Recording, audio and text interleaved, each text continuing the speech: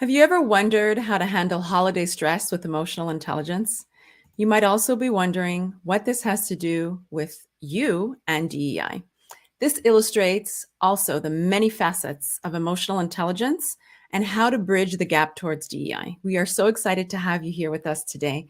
This conversation is going to offer a lot of support during this holiday season. I am looking forward to you all meeting my co host today. We value your feedback and opinions. Please drop them in the chat. We intend to respond to as many comments and questions from our audience as possible. This takes a great deal of effort to pull off on our part, and I thank you all to my loyal guests. Follow Diversity Connects Us on Spotify, Apple, and Google Podcast. My name is Rochelle Carrier, and I'm a DEI consultant and authoress of Emotional Intelligence, a toolkit for managing diversity, equity, and inclusion. The link to purchase the book will be in the comments. For a living, Dr. Rudel, my business partner, and I help organizations implement DEI plans and reframe their cultural mindsets through thought-provoking workshops and webinars. Join us as we continue to share in the varied spaces in DEI. Here with us today is Dr. Rudel, and I will let him introduce himself in his own unique way. How are you today? I am well. Good afternoon. Always a pleasure to have an opportunity to connect with you all. As Rachel mentioned, my name is Enan Rudel. I'm an organizational psychologist by trade who has spent the last few years researching the human condition and the factors that also, or I should say often, prevent us from functioning optimally across domains. So when we talk about um, difficult conversations moving into the holiday season, when you were practicing therapy, what sorts of emotions would clients say they were experiencing when the topic of holiday season came up in sessions? Wow. So, the holidays, first of all, I'll begin from this point. The holiday season means something different to all of us for different reasons. So, one of the things that I found was that this time of year can be particularly um, difficult for some, as it creates sort of this emotional energy. And so I guess what I would say is that it's a particularly emotionally charged time of year, and that would come out. That would come out across sessions, and it didn't matter if I was meeting with individuals, couples, or doing family work. But I can say that from early November straight through to, let's say, early January, one of the main themes of the sessions was sort of related to the holidays and how people were experiencing the holidays, either preparing to enter in or leaning on therapy to help them process something that occurred. And what is it that you think creates all of this trigger? I know we all feel, um, you do think it's the emotional stress or the anticipation of the guests coming over or you going over there? What, when you think of it, what are some of the challenges and Yeah. concerns that patients were bringing to you in that respect? So I actually think that it was everything that you mentioned. So family dynamics. Let's just just to speak on that for a moment. Um, because of the nature of the holidays, where we often find ourselves sitting at dinner tables across from loved ones that maybe we haven't seen in a while, or even if we have seen them in a while, we're at odds for any number of reasons. It can create some real sort of stress and anxiety, and so that's sort of what I saw in terms of family dynamics. But I would say, sort of broadly speaking, finances can also present as a factor that can lead to stress or any number of emotions. As we know, when you enter into the holidays, you want to try to, for a lot of people, it is centered around sort of gift giving, And the idea of being unable to maybe give all that you would want, to either your children or your loved ones or friends or whomever it is, that can also be a cause of stress as well. And what were some of the symptoms that they were reportedly experiencing? Can you put your So volume up a little bit? sure, sure. And in fact, maybe what I'll do is, if you give me 1 second here. Um,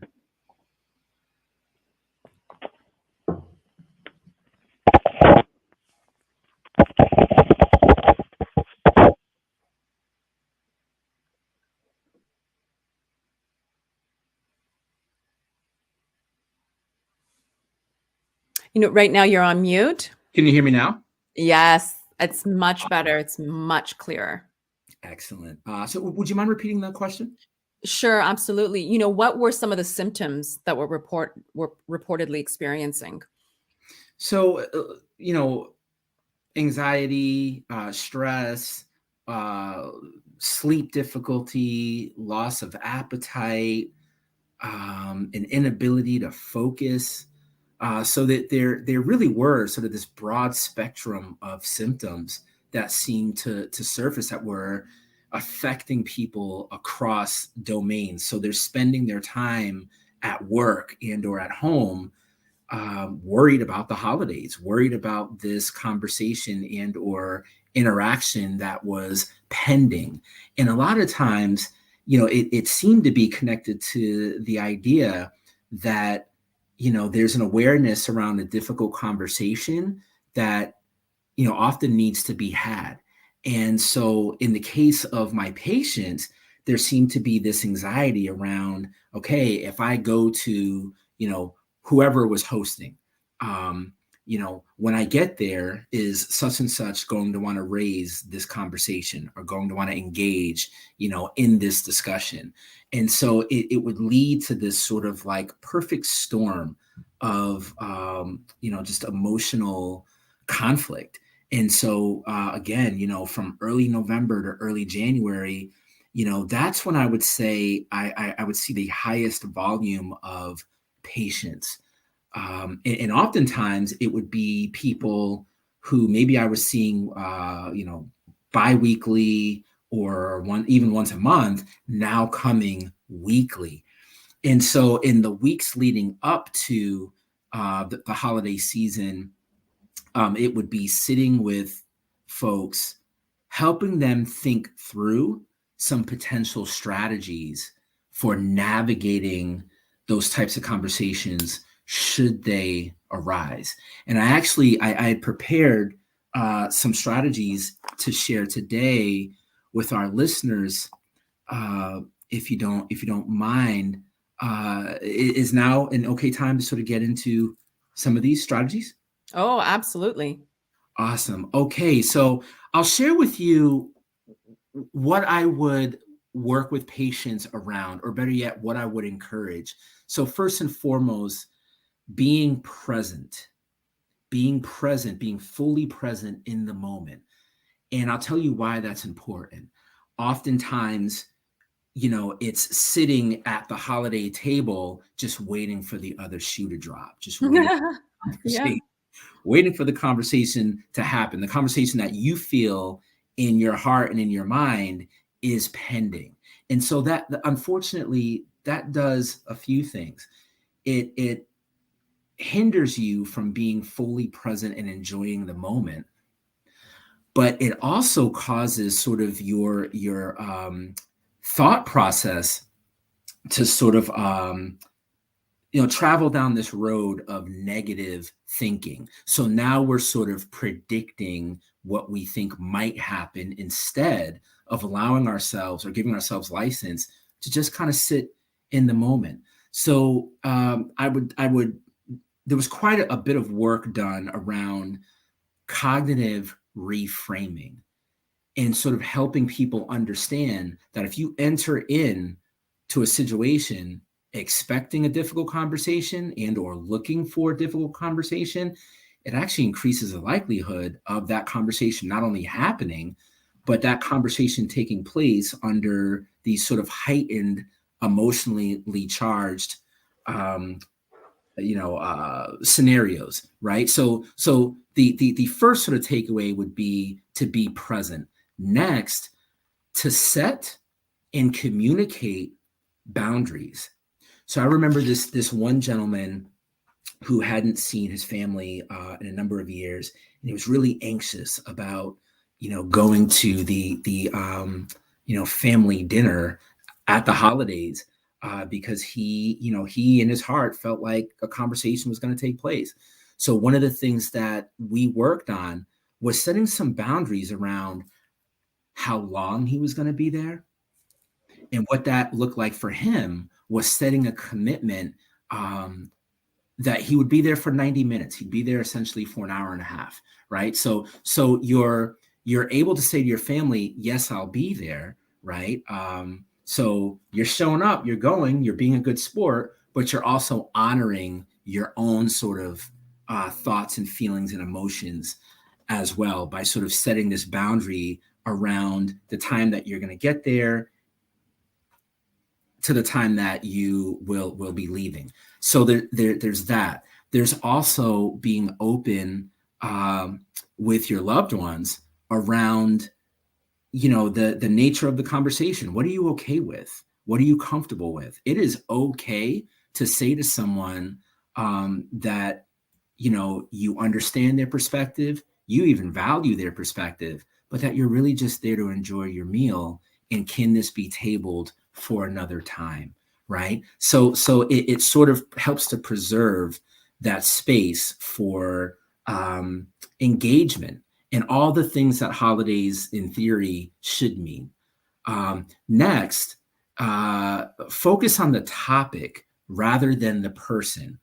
So I'm not sure if you've ever experienced this, but if there's someone that you might be at odds with who is sitting somewhere in the vicinity, and they're sharing a story, how many times do we find ourselves focusing on our thoughts about that person instead of listening to what it is they're actually saying? So what's being suggested here is to simply focus on the story and avoid sort of this, any sort of impulses to engage in such a way that could lead to an uncomfortable conversation taking place. And lastly, listening. And I know this is something that you and I have spoken about quite a bit in our time, doing this show together. But where this comes in is in a whole different context. And it's something that I wanted to sort of raise awareness around.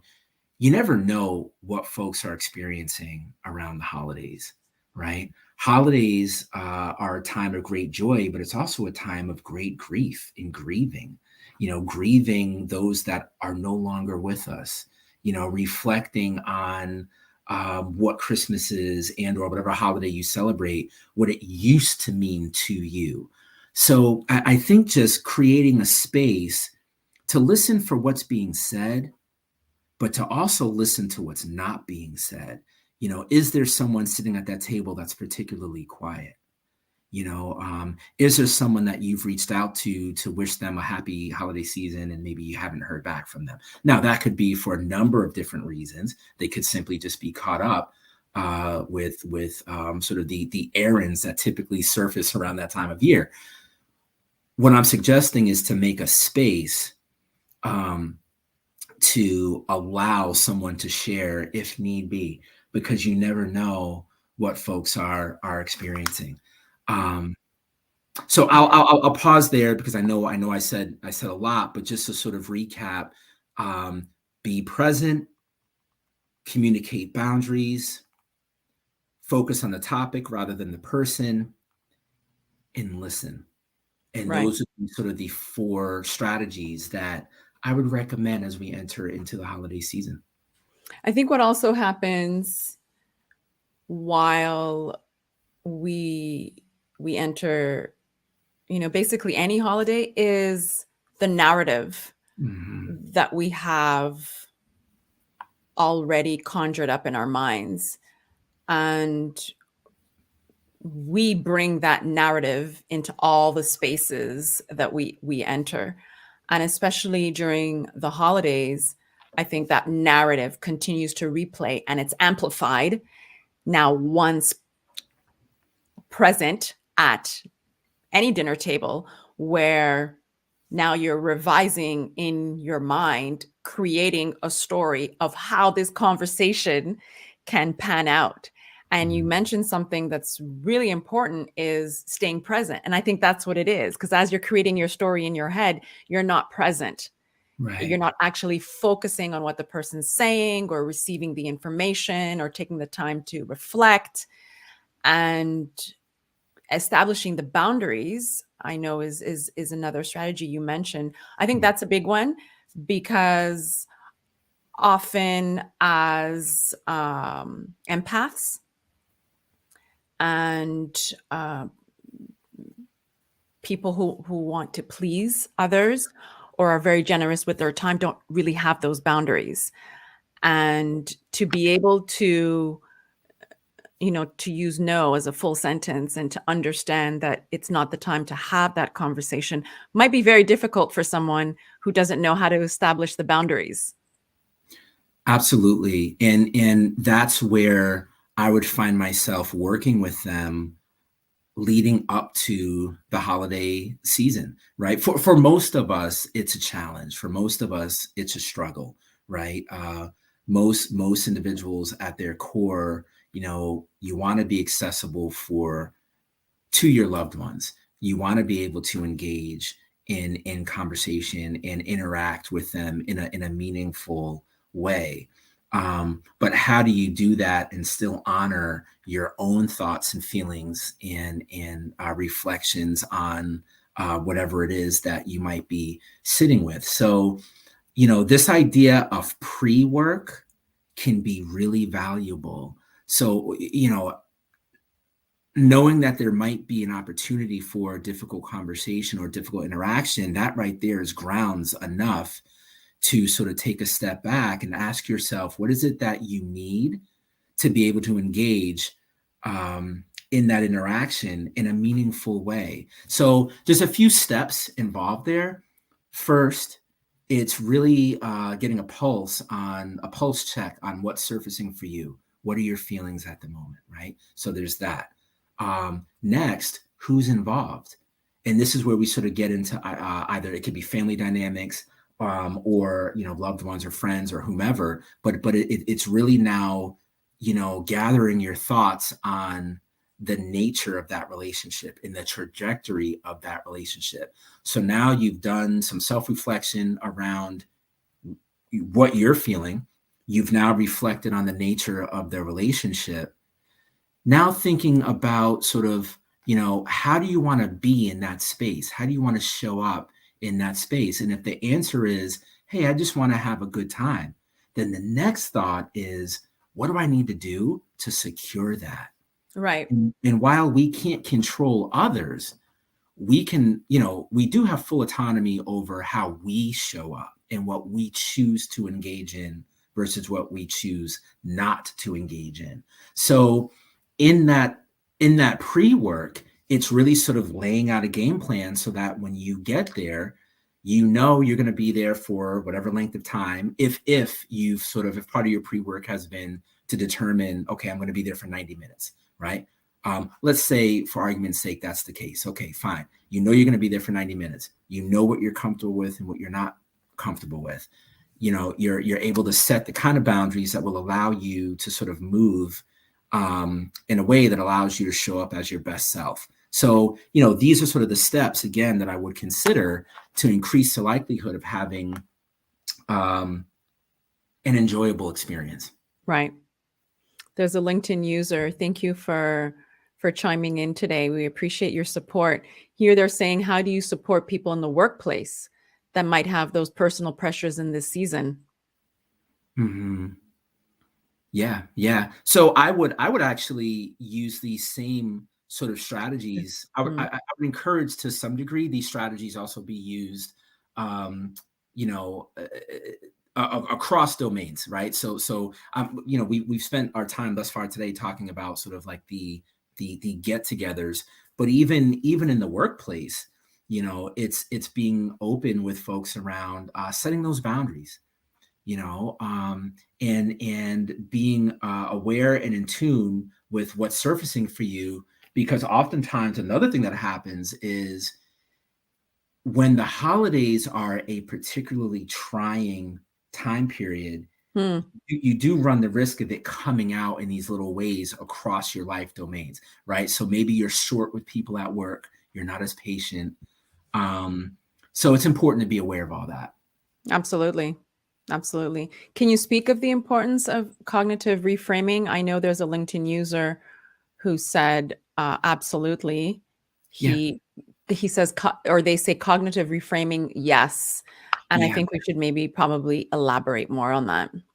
Sure. So if we consider the connection between our thoughts, our feelings, and our actions in that order, and understanding that there's a direct connection between what we think and what we do, with that as sort of the overarching sort of understanding, then framing your perspective in a healthy way matters.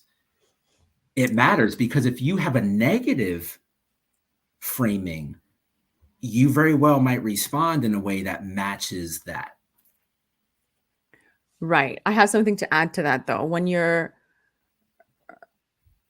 So if there is already an emotion that you're already experiencing, I think it's really important to de-escalate that emotion, especially like you said, if it's a negative one, to be able to reframe your cognitive process. Otherwise, it won't be able to be possible to reframe from, let's say, an angry state or a sad state or a fearful state. Yes. Yeah. And that goes back to that awareness, because it's never linear. Mm, You know, like, and so it's I guess when I say that, you know, as our thoughts shift, our feelings shift, our perspective shifts, right? So, you know, it's important to be in tune and aware with ourselves, particularly when you're entering into potentially emotionally charged environments. right. And the preparedness that Mhm. takes, like you mentioned, being self-aware. Yeah. Part of emotional intelligence is to be able to be self-aware, to be able to manage the emotions, and then to be able to manage the emotions of others, and they're Mhm. self-regulating as well. Yeah. And I think it really takes, again, we mentioned, staying in the moment. That could be a whole topic in and of itself, because when we're in our minds following the narrative, we think that is the moment, Yeah. because we're actually living it and we're telling the story to ourselves over and over, and it's constantly being repeated Mhm. throughout the day. And like you mentioned, we're carrying these in different spaces. Yeah. So, there's I think there's a gap Mhm. that needs to occur when you step back. I'll give you a great example. So my daughter goes through her emotions, and now we've been able to put a word to each emotion, because when they're young, they don't Mhm. have that concept. They scream, they yell, they pull, they cry, because they don't have the words. And I realized as she was getting older, those emotions were still occurring. Mhm. And because at the time, I didn't have the wherewithal to say, oh, this is sad. And is this how you feel when you're sad? That, if we were in a mall, I was like, oh, that's inappropriate. And then just move on. But now that I understand that, there is, even for children, they have to be able to know that there is a word that goes with the emotion, and that emotion that they're feeling is validated. So, she's emotionally charged at the moment. The emotion is validated. And how do we de escalate? because then once you de-escalate, then you bring the person back into being in the moment and present. Absolutely. Absolutely. And so it's, you know, it's such it's a dance when you think of it that way, right? Because there's this awareness around what's happening for self, but then there's also this attunement with what's going on for the other person, and in sort of trying to manage that energy in the middle,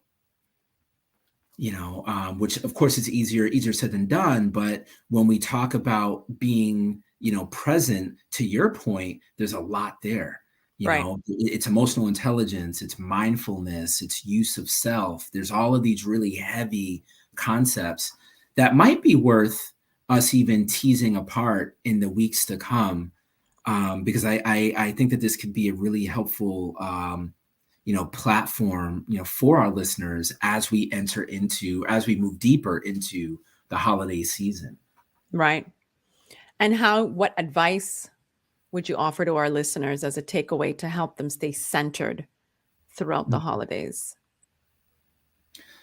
So I would say to pay mind to that connection between thoughts, feelings, and actions, and be aware of what it is that you're doing, and to take those critical moments to pause and sort of check in with yourself. Why am I reacting this way? What's the thought that's informing this behavior or this action? What do I hope to accomplish by doing whatever it is, right, that you are doing? But I would encourage sort of staying sort of centered, and what that looks like for me personally is, as close to my best self as I can be in that moment. There'll be plenty of time to engage in whatever the conversation is that needs to be had, but this moment may not be the best moment. Right. When considering sort of the purpose of coming together, right? So when we're thinking about holiday get-togethers, if the purpose is to come together and find ways to enjoy one another's company, then the question on the table is sort of, what is it that I need to do to sort of uphold that vision? Right. This definitely needs a part two. Yeah. Mm-hmm. I'm positive that this would, make for another show in terms of being self-aware. I think because that's where it really stems from, and that's where it starts, in being able to manage the intricacies of probably a plethora of emotions that we go throughout the day, and how it could affect, our workspace. Yeah. But, as we reach the top of the Diversity Connects Us hour, I want to thank you all for listening. This podcast highlights experiences and inspirational stories of strength and tenacity. We share profound and courageous dialogues that influence DEI and emotional intelligence by breaking the barriers and labels of stereotypes, confronting biases, and offering best practices to achieve a more significant and cultural mindset. Stay tuned as we continue to share our voices in the DEI space. To trend with us, #Diversity Connects Us.